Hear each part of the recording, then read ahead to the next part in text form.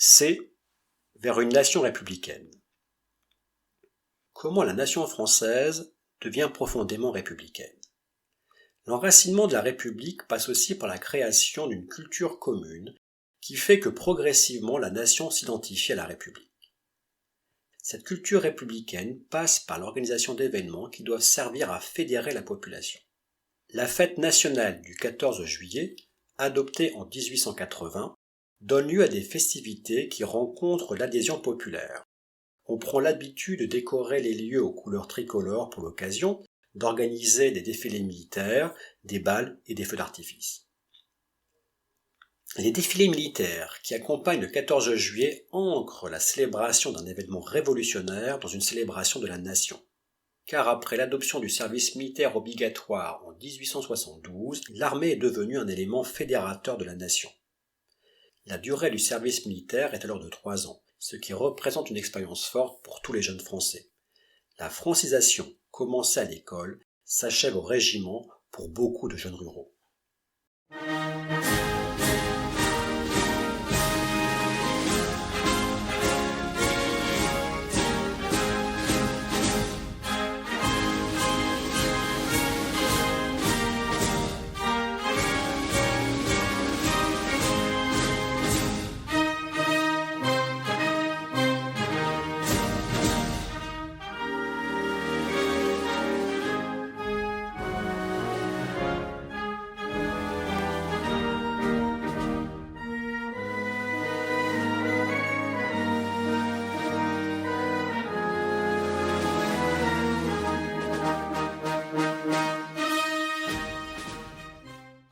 Le succès populaire des cérémonies officielles traduit l'adhésion de la population au régime républicain.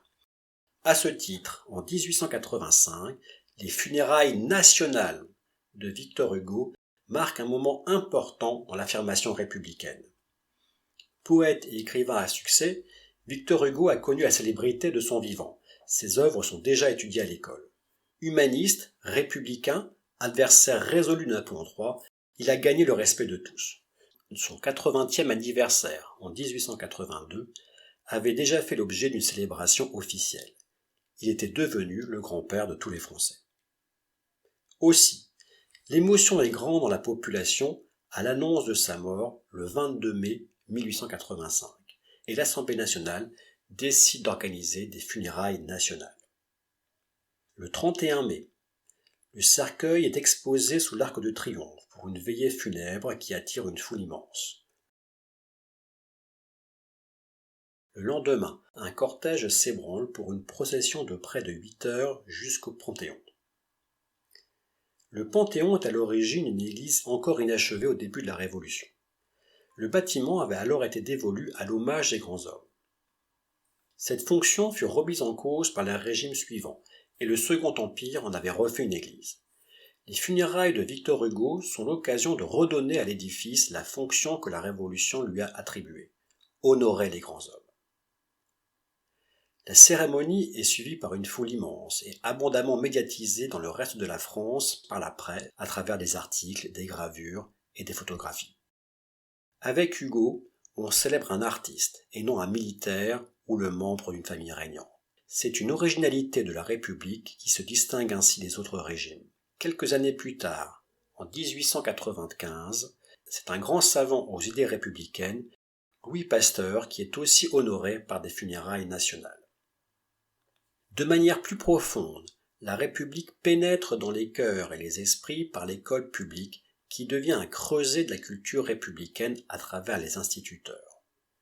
Pour les républicains, avec l'instruction publique, il ne s'agissait pas simplement d'écarter les religieux de l'enseignement.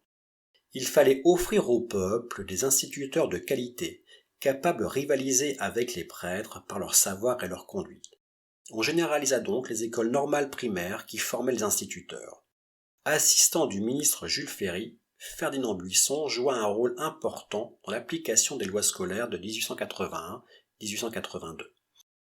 Les instituteurs devinrent ainsi les promoteurs du modèle républicain jusque dans les campagnes françaises.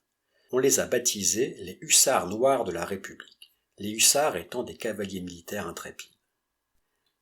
L'école devient alors dans les villages un lieu aussi important que l'église ou la mairie.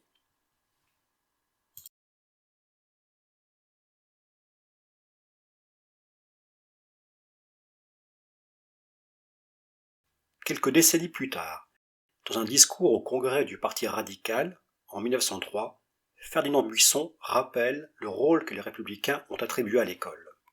Le premier devoir d'une république est de faire des républicains. Et l'on ne fait pas un républicain comme on fait un catholique. Pour faire un catholique, il suffit de lui imposer la vérité toute faite. La voilà, il n'y a qu'à l'avaler. Le maître a parlé, le fidèle répète. Je dis catholique, mais j'aurais dit tout aussi bien protestant ou incroyant quelconque. Pour faire un républicain, il faut prendre l'être humain, si petit, si humble qu'il soit, un enfant, un adolescent, une jeune fille. Il faut prendre l'homme le plus inculte, le travailleur le plus accablé par l'excès de travail, et lui donner l'idée qu'il faut penser par lui-même, qu'il ne doit ni foi ni obéissance à personne, que c'est à lui de rechercher la vérité et non pas à la recevoir toute faite. Sans doute, il y a des vérités incontestables, mais celles-là, l'État n'a pas besoin de les imposer. Personne ne les conteste. Telles sont les vérités mathématiques, les lois fondées par l'expérience dans tous les domaines de la science. Celles-là, l'État les enseigne, non à titre de dogme, mais de vérité démontrée, et que chacun peut toujours vérifier. Quant aux autres, aux croyances, aux opinions, aux convictions religieuses par exemple, l'État n'a pas à les enseigner. Ferdinand Buisson, discours au Congrès radical, 1903.